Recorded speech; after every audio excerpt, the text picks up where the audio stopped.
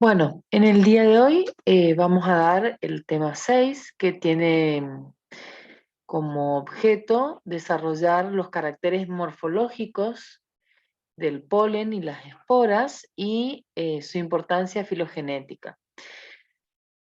Lo que vamos a ver son las tendencias evolutivas de cada uno de los caracteres, empezando por las aberturas y la exina, que son los caracteres morfológicos más importantes desde el punto de vista filogenético, ya que presentan, son los aspectos que presentaron mayores cambios en los procesos evolutivos. Bueno, vamos a empezar con las esporas. Y bueno, en el caso de las esporas, ustedes saben que provienen de la tétrade y en la tétrade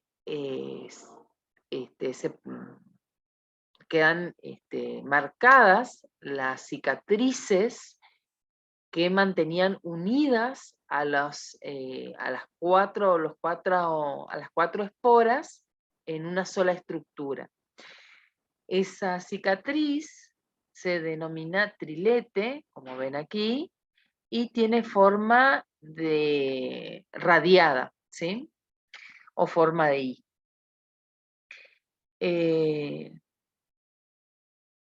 Lo que muestra el registro fósil a lo largo de los procesos evolutivos y las eras geológicas es que las esporas fueron produciendo una reducción de esa cicatriz hasta desaparecer, pasando por la etapa de monolete, o sea, una sola cicatriz alargada.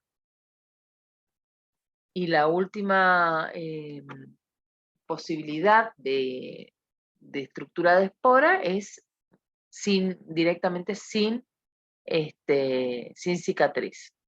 Al mismo tiempo, existen actualmente pteridofitas que poseen una sola cicatriz, es decir, son monoletes, y también triletes, ¿sí?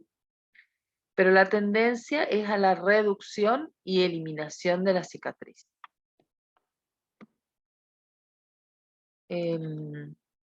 Respecto a las aperturas en los granos de polen, bueno, el tipo morfológico más basal o ancestral es la abertura alargada, como pueden ver aquí, ¿sí? En este grano que recibe el nombre de anasulcado, ¿sí? Anasulcado hace referencia a que la abertura se abrió en el extremo distal del grano de polen ubicado en la tétrade, ¿sí? Bueno, aquí pueden ver las posibles líneas en las que fue evolucionando y modificándose la apertura. Entonces, una, que es esta, es el desarrollo de una abertura en forma de I, ¿sí? Y recibe el nombre de anatricótomo sulcado, que existen hasta la actualidad granos de polen con estas características y están presentes en las familias angiospermicas basales. A partir de ese tipo polínico pudieron haber derivado los granos tricolpados, como ven aquí, ¿sí? La segunda posibilidad es esta, en donde la abertura forma un círculo o un cíngulo, por hecho alrededor de todo el grano, que puede estar a la altura del ecuador, y entonces recibe el nombre de zona sulculado, el grano de polen, o en el extremo del polo distal, como es el caso que vemos al lado, y en ese caso se llama anasonisulculado. La tercera línea evolutiva pudo haber sido esta, fíjense que acá ven una tétrade, y tiene una abertura sola en forma de poro en el polo distal. Y en este caso el grano se llama anaulcado. Es el ejemplo de Drimis que vimos en la clase, ¿sí? También la cuarta línea puede ser los granos de tipo catasulcado o cataulcado, ¿sí? En donde la abertura se origina en el punto de contacto de los granos de polen que se encuentran en la tétrade, como se ve aquí, en una tétrade cuadrada. La tendencia evolutiva de las aperturas es a la reducción. Por ejemplo, como pueden ver aquí, a partir de este grano anasulcado, pudieron haberse originado los granos de polen inaperturados, como se representa en este esquema. A partir de ese tipo polínico, pudieron haberse formado o derivado otras formas de aperturas un poco más complejas. Es decir, que el desarrollo de aperturas se dio secundariamente al estado de inaperturado, como en este caso. Entonces vemos granos de polen, como en este caso, que es un disulcado. Hoy en el práctico van a ver un ejemplo con este tipo de apertura. Granos pantoperforados sería, o periperforados, es decir, que toda la superficie del grano está cubierta por aperturas en forma de poros. También pueden ser granos colpados, estéfano colpado como en este caso, ¿sí? O estéfano porado como en este otro caso, o pueden presentar aberturas, los colpos unidos formando un sincolpio, ¿sí? Que también vimos en el ejemplo, van a ver hoy en el ejemplo de una sapindaceae, ¿sí? De Urbilea, concretamente. Bueno, en esta lámina pueden ver los distintos tipos de polen que están representados en el esquema anterior, ¿sí? Desde granos con una sola apertura distal en forma de sulcus,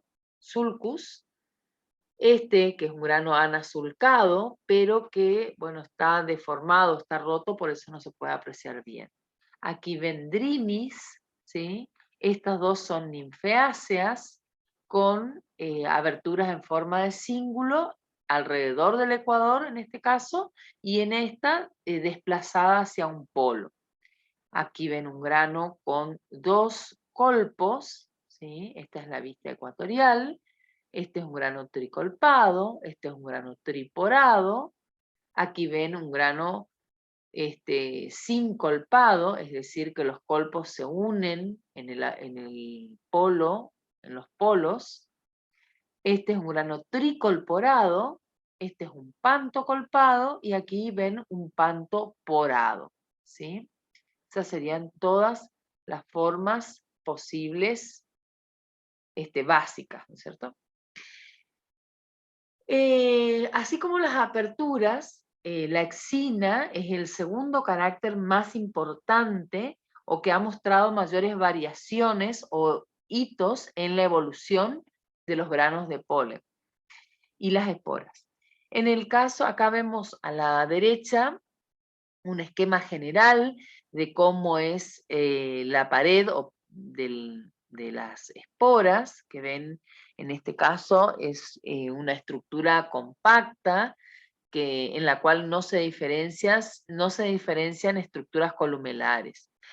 En el segundo grupo, en el orden evolutivo, las gimnospermas, podemos ver que en el registro fósil se encontraron representantes de este grupo con exinas atectadas o con una estructura compacta, y también con estructuras granular y alveolar, que es la tendencia, ¿sí? Luego ya en las angiospermas encontramos la presencia de granos atectados, pero que fueron primeramente columelados, ¿sí? En, en segundo lugar, granos con estructura granular, ¿sí? Y una incipiente formación de columelas, hasta llegar a los granos tectados columelados, ¿sí? En donde vemos un piso o una base, columelas que sostienen un techo, ¿sí? O tectum. Por supuesto, estas estructuras, muchas de ellas fueron registradas o fueron descritas en el registro fósil. Algunas llegan a la actualidad y otras no, se extinguieron, ¿sí? En este detalle que ven a la izquierda, perdón, a la derecha, pueden observar la estructura primeramente o primitivamente tectada, imperforada, es decir, que el techo o el tectum es continuo, y esta estructura pudo haber derivado a granos tectados perforados, es decir, que el techo presenta perforaciones, ¿sí? Son diseños que muestran que el techo tiene un orificio que atraviesa la pared de ese techo, ¿sí? De ahí en más pudieron haberse derivado granos de polen secundariamente tectados e imperforados, es decir, es una adquisición secundaria en la línea evolutiva. Luego, secundariamente, adquirir una estructura granular, ¿sí? Con vestigios de estructura columelar. Y por último, granos secundariamente atectados, es decir, que perdieron las columelas, ¿sí? Por una adquisición secundaria del carácter. Este tipo de pared o de exina puede encontrarse en algunas lauráceas, por ejemplo, en las lauráceas, que están dentro del grupo de las angiospermas basales. La otra posible línea evolutiva fue la formación de granos semitectados reticulados, es decir, como recuerdan de las clases anteriores, en este caso, la estructura y la escultura se vinculan íntimamente de tal manera que la estructura pasa a ser parte de la escultura. Y por último, el estado de intectado, es decir, que el techo directamente o tectum no está presente. Bueno, aquí ven algunos ejemplos. Esta es una exina tectada, ¿sí? En la foto B pueden ver una exina intectada, es decir, se ven las báculas libres, aquí se ven las báculas libres, y carece de un techo o tectum. En este caso están observando una exina perforada, es decir, hay un techo que, salvo por esas perforaciones o agujeros o fenestras, ¿sí? Es prácticamente continuo, ¿sí? En la foto D también se observa el tectum perforado, pero en este caso es un corte, de tal manera que pueden ver aquí abajo el piso o la base, las columelas, y esto representa el techo que acá, como pueden ver en la foto, está perforado, ¿sí? Las perforaciones normalmente son menores a una micra. Y por último, E y F están indicando un tipo de exina semitetrada reticulada. Como pueden ver, aquí las columelas están sosteniendo los muros que delimitan lúmenes, ¿sí? Y aquí están viendo un corte óptico de ese retículo, y esto que se ve aquí oscuro es parte de la apertura ulcerada, o sea, del ulcus que posee Drinis en el polo distal de cada grano. En esta otra filmina pueden observar distintos tipos de escultura, ¿sí?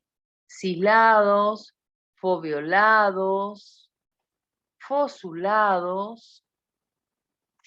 En D pueden ver verrugas, o sea, este tipo de polen se llama verrugado. Estas son, perdón, esto es escabrado, esto es verrugado en E, y en F, gemado, ¿sí? Es decir, la exina presenta gemas, una escultura en forma de gemas. Bueno, aquí ven granos vaculados, estos son pilados, porque la escultura tiene forma de pilos, la exina está cubierta de estructuras positivas que se denominan pilos. Esto es equinado, en la foto C, o sea, presenta espinas, estriado en la foto D, rugulado en la foto E, y finalmente reticulado en la foto F. Bueno, en este esquema repasamos un poco los distintos tipos de escultura que podríamos encontrar en los granos de polen, y podemos ver desde afuera hacia adentro. Desde afuera, como ven aquí, por ejemplo, fíjense, esto representa un diseño clavado, ¿sí? O sea, la exina presenta clavas, que es una estructura positiva con un pie delgado y una cabezuela, ¿sí? En el corte óptico las vemos de esta manera, ¿sí? Como que las vemos de perfil a las estructuras.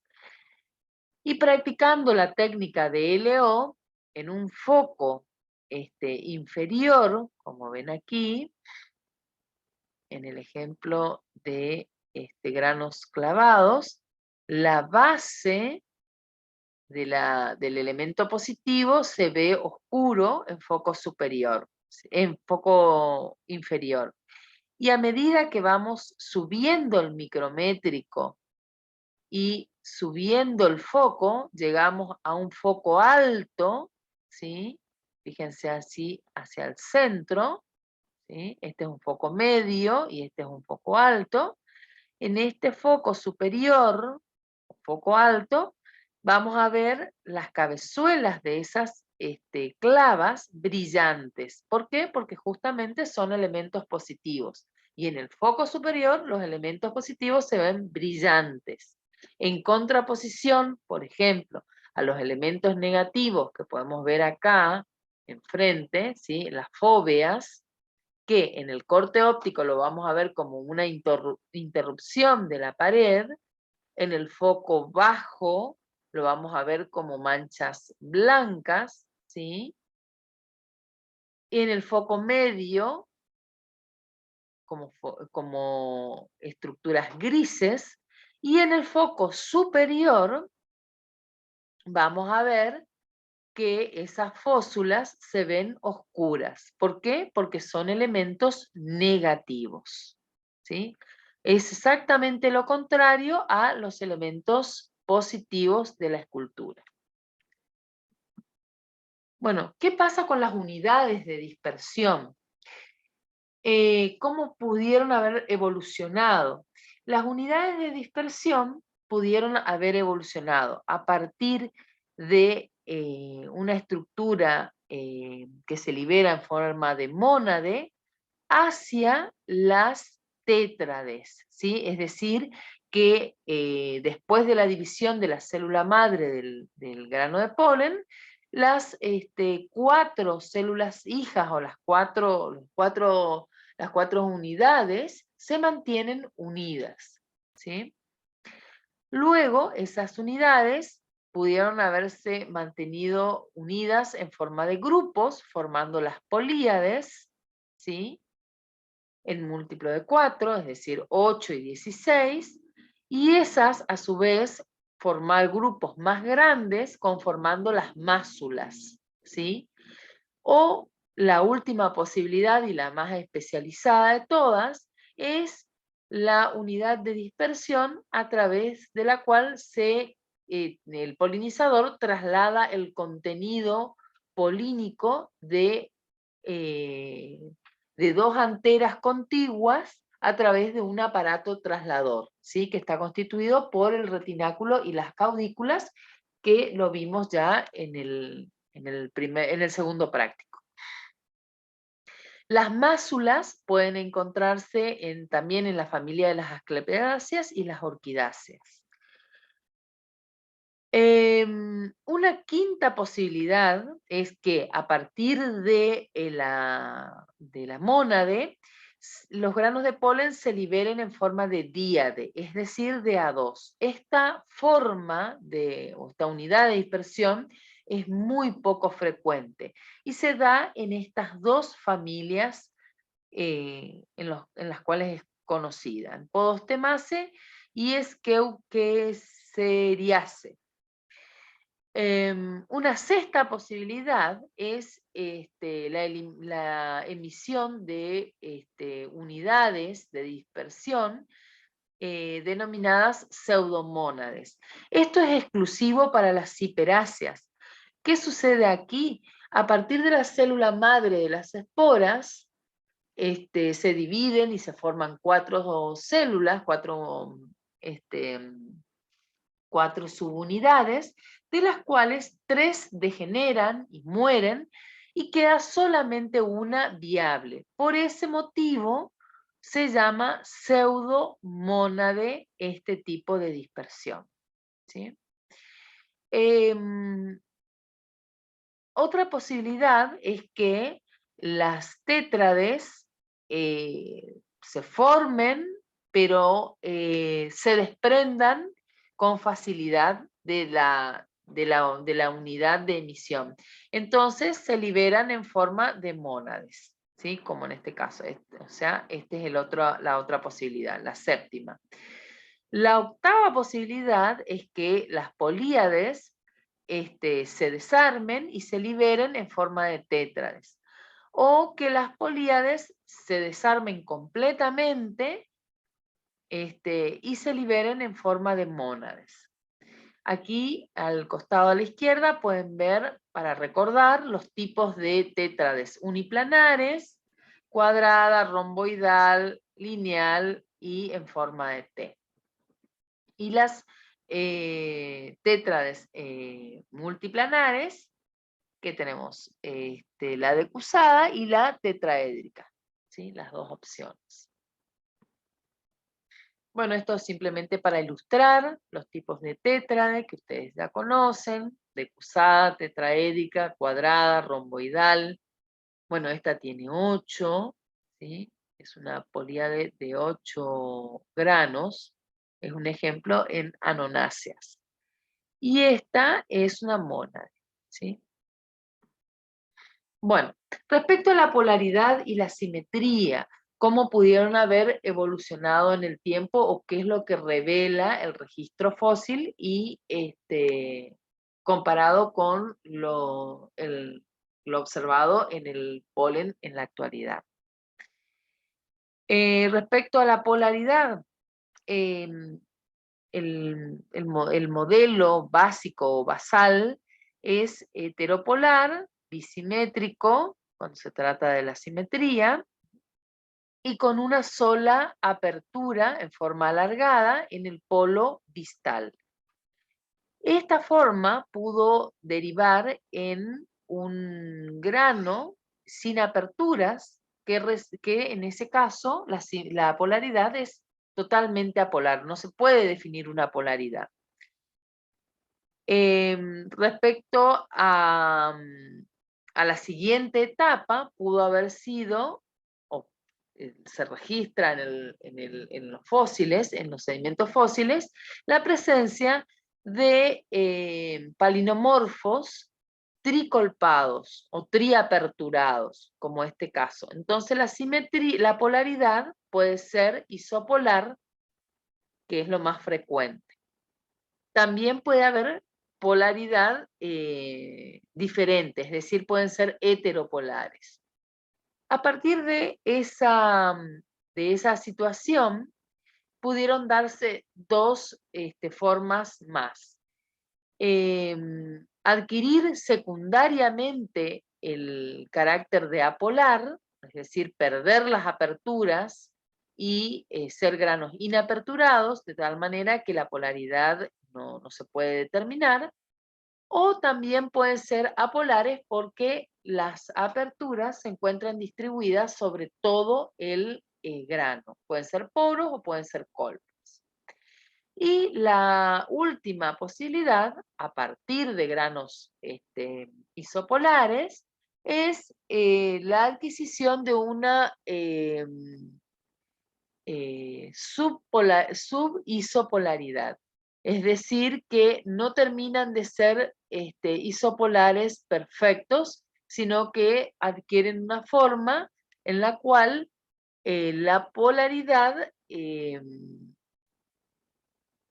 está desplazada y los nombres y el nombre del grano es subisopolar, como ven en este caso. ¿Sí? Son granos de polen alargados, filiformes, y no son muy frecuentes, pueden aparecer, por ejemplo, en especies acuáticas. Y respecto a la simetría, como ven aquí, al inicio, los granos más basales tienen simetría bilateral. Esa simetría puede volverse isobilateral cuando esos granos sulcados, presentan sulcus, se vuelven esferoidales. Entonces, la polaridad es isobilateral, la simetría es isobilateral, porque los dos lados son iguales, ya que los granos son esféricos. El siguiente salto se da hacia los granos radiosimétricos, ya sea con aperturas, como pueden ver acá, con estas tres aperturas, o inaperturados, es decir, sin aperturas. Esa condición pudo haber evolucionado hacia granos de polen birradiados, es decir, granos de polen esféricos, pero que tienen dos aberturas o aperturas a cada lado.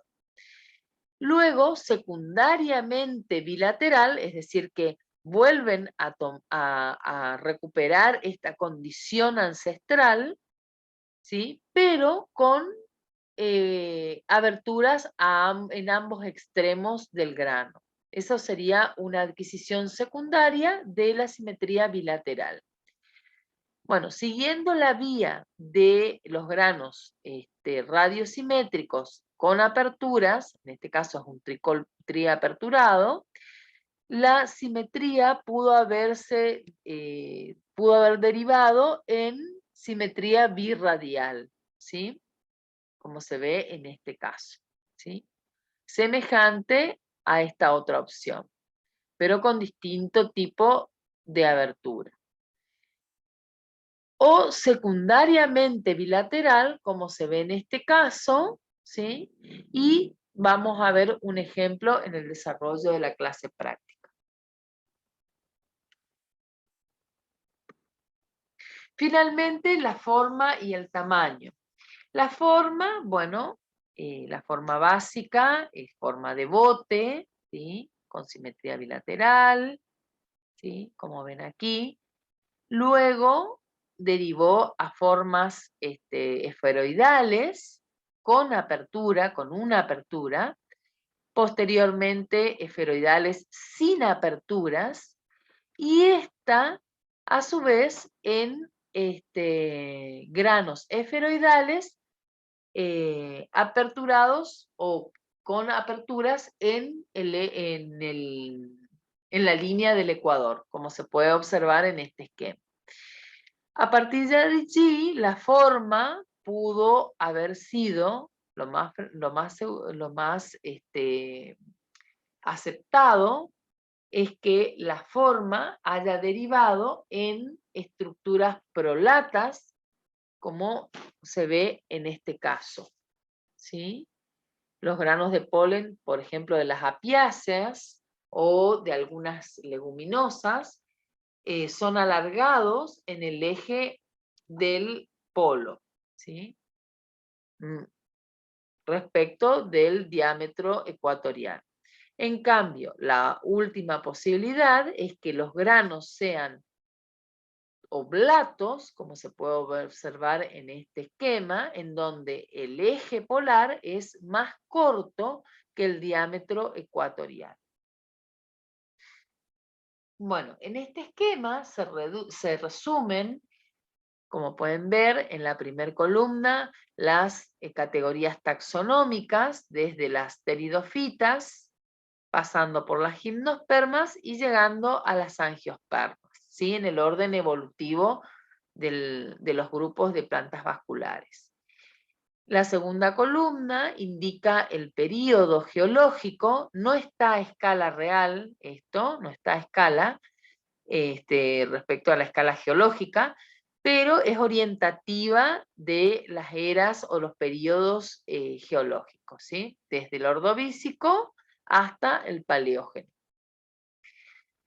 Y aquí, en la última columna, ¿sí? Pueden ver la evolución de los tipos de estructura.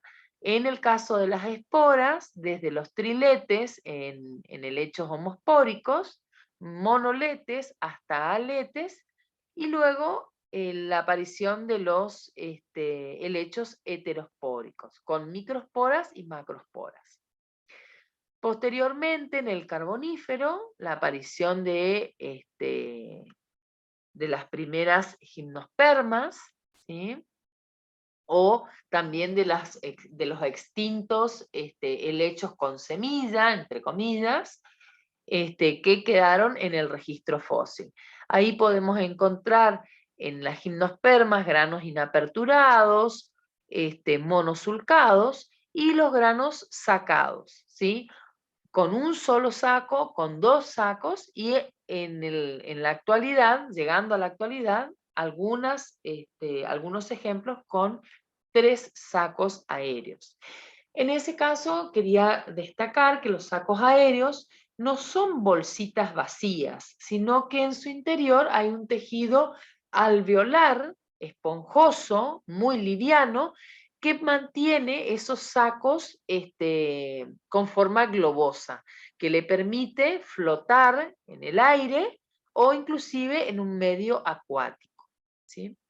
Por último, las angiospermas desde el Triásico hasta el Paleógeno, en donde podemos observar distintos tipos morfológicos, como inaperturados, tricolpados, estefanocolpados, como se ve aquí en el esquema, periporados, porados, tricolporados, monoporados, como es el caso de las gramíneas, de las poáceas, y los estéfanos colporados, como ven aquí, ¿sí? Alcanzando la mayor variabilidad de combinaciones posibles. Siempre donde vean un signito de pregunta es que el registro fósil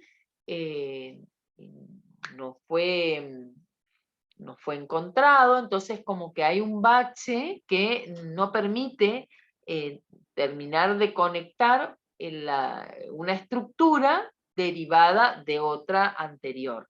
Entonces, por eso aparecen esos signitos de pregunta, ¿sí?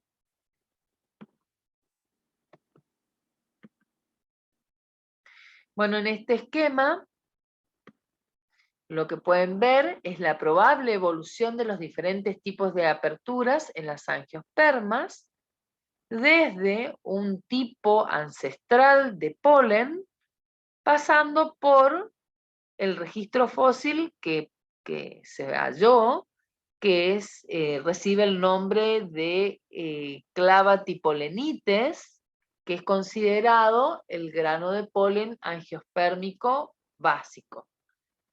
Este tipo de polen, a partir de este tipo de polen, pudieron haberse derivado distintas formas. Entonces, ustedes tienen allí indicado en números romanos desde el 1, 1, 2, 3, 4, 5, 6 y 7, las probables líneas en las que pudieron haberse diferenciado los tipos de aperturas en tanto monocotiledóneas, como ven aquí, todas estas de abajo, ¿sí? Son las monocotiledóneas, y las eudicotiledóneas, ¿sí? Que es todo este grupo de arriba, ¿sí? Por supuesto, este tipo de gráfico se construye interpretando el registro fósil hallado y los ejemplares que se encuentran hoy vivos en la actualidad, ¿sí? Las especies que podemos reconocer en la actualidad. Bueno. Esto es para que vean un ejemplo que no tenemos preparado, pero bueno, la idea es que lo describan. Es una ninfeácea, Ninfea amazonum, en donde vemos el tipo de polen anasulcado, que es el que posee un cíngulo alrededor de todo el grano y está desplazado hacia el polo distal del grano, ¿sí? Ven fotos de microscopía electrónica y de microscopía óptica. Este ejemplo tampoco tenemos preparado para mostrarles, pero como pueden ver en la imagen, ¿sí? Se trata de granos cuya unidad de dispersión es una díade, ¿sí? Es decir, se dispersan de a dos. Como les dije anteriormente, no es un tipo de dispersión frecuente, pero puede darse en dos familias. En este caso son las podostemáceas. Bueno, y hasta aquí llegó la clase de hoy, el marco teórico. Luego tienen que realizar un trabajo práctico para completar la clase del día.